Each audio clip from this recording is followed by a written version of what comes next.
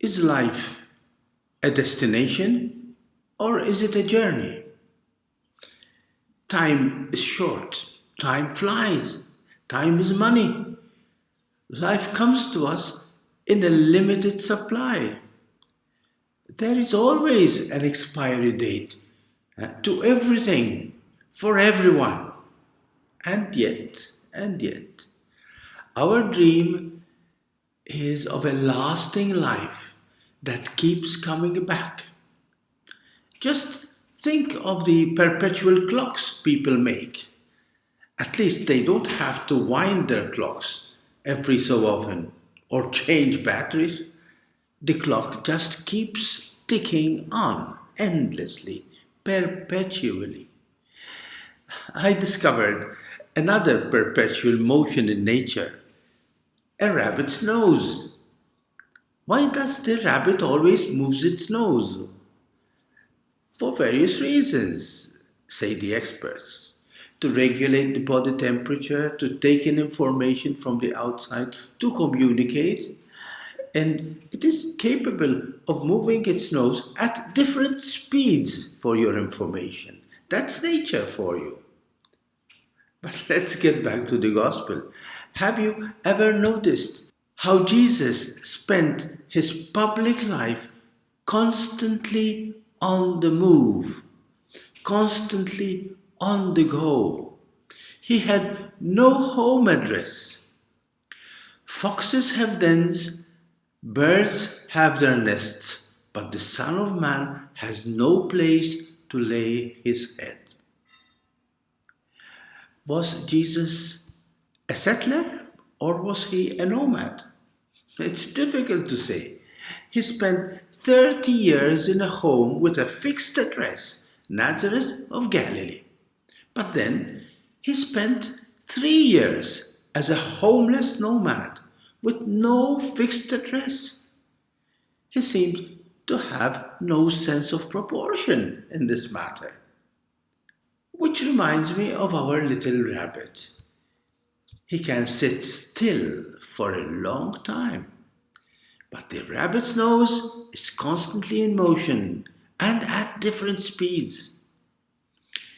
Jesus needed to learn how to sit still, but he also needed to learn how to move at different speeds. In fact, he spent 30 years without significantly moving anywhere. He stayed put in one community, one family, doing one job. A very stable guy, we would say. Not only stable, but also without anything significant or remarkable that the gospel writers could record from that period of his life. Well, there were some exceptions, like his early infancy, recounting his birth story, and just one incident in his early adolescence when he played truant in the temple to the great distress of his parents. It is indeed amazing to realize how Jesus needed to have 30 years of training to learn just one threefold lesson in life: faithfulness, presence, and perseverance. This is the rock solid foundation on which our salvation was and is built, sticking it out through thick and thin.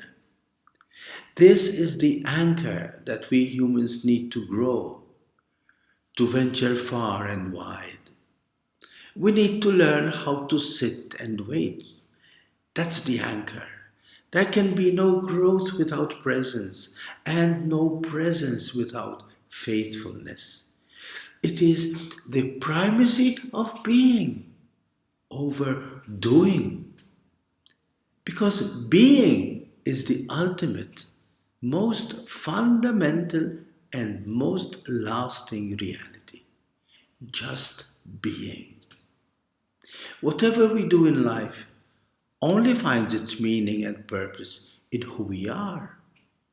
What truly lasts in the eyes of God is not what we do, but who we become by what we do. That is our real destination. This is the deeper meaning of the apparitions of Jesus after the resurrection. The 3 years of homelessness in Jesus' life were his painful school.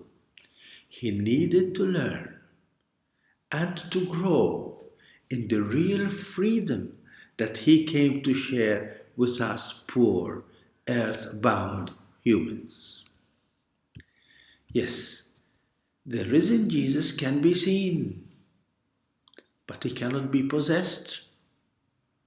He can be experienced, but not contained.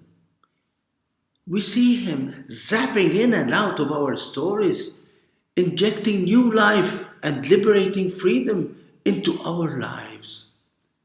When faced with the bitter disappointments in life, we all, like the apostles, tend to huddle together behind the closed doors of our fears, like the disciples. We all tend to give up our beautiful and exciting dreams. Our shattered dreams teach us how to concentrate on just surviving our disappointments. Is not that why the apostles retreated inside the cenacle behind closed doors once Jesus was dead and buried? And yet, Jesus simply inserts himself in our sad journeys of hopelessness and disappointments. We too, like the disciples on the road of life, express our disillusions. We had hoped that it was He that would have redeemed Israel. Some women were at the tomb early in the morning, but Him they did not find. Like those disciples, let us have the courage to make that last act of trust and hope in life. Let us welcome a stranger who is sharing this sad journey of our losses and life disappointments. That simple act of welcoming trust will open our hearts and our eyes to see in the anonymous stranger that we welcome our dearest, our beloved Savior. Our eyes will recognize Him if we accept to share the little bread and wine that we have. Our eyes will be opened, our minds will be enlightened, our hearts inflamed, and our feet strengthened to go back on the road. We will discover a new life, a new energy to keep moving on towards His loving, His living presence in our brothers and sisters. No, life is not just a show. It is indeed a journey that must and will go on. And unlike the rabbit, let's not keep moving just our nose. With Jesus on the road of life, we know that we can joyfully just keep moving. Because life is a journey. It is not a destination. God bless you.